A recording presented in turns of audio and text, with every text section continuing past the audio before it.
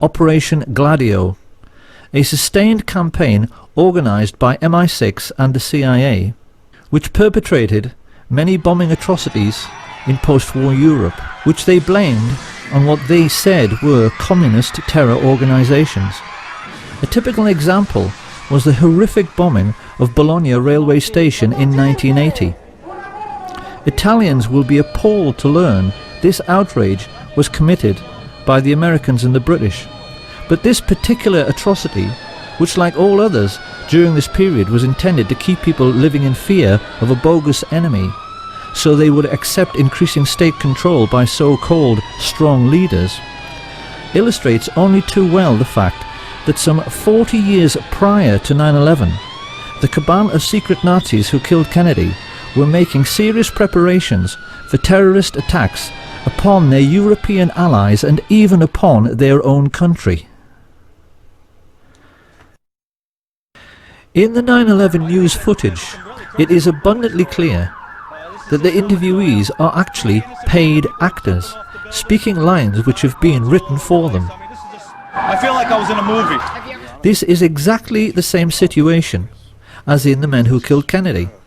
And because these are people who are being expected to perform, they tend to overdo it. I could be the only one that... saw the man. They killed the president. And to be honest with you, if I'd have known this...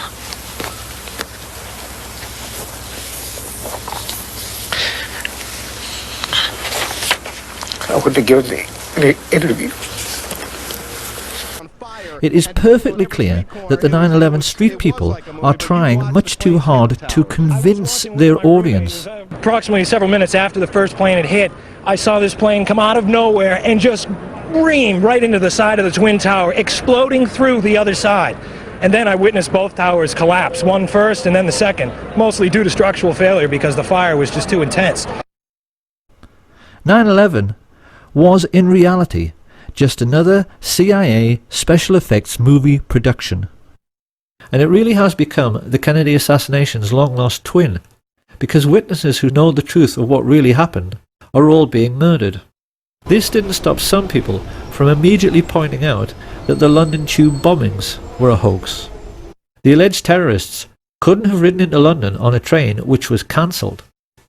And seasoned researchers are now becoming quite surprised at how sloppy and obvious these alleged terrorist acts are becoming. Any detective would instantly realise the Woolwich terror incident was a joke. We were shown pictures of a supposedly decapitated man lying prone on the street. If that were true, he should be lying in a puddle of his own blood, and the alleged attacker would be soaked in blood all over his front from arterial spray. All terrorism is fake. It is military deception practiced by the rich upon the poor in an ongoing class war. And the most important weapon at their disposal in this class war are television presenters. The BBC has actually become the Ministry of Truth from Orwell's 1984. Everyone working for the BBC today is a whore of the ruling class and a traitor to our way of life, because it is very hard to believe they are all unwitting accomplices in this class war. When we remember that it was some of the BBC's own journalists who revealed that the 9/11 hijackers were all alive, it's hard to accept that their news presenter colleagues haven't figured out the totalitarian nature of what people like Jane Stanley, who reported the collapse of World Trade Center 7 20 minutes before it came down, are really up to. And yet still they go on giving us reassuring smiles, while telling lies on behalf of the ruling class. Of course then people ask, oh yes, but why would they do it?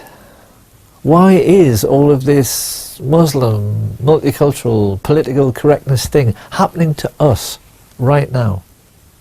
It's happening because we no longer have an enemy. Tourists today can visit what used to be the Eastern Bloc, and they can photograph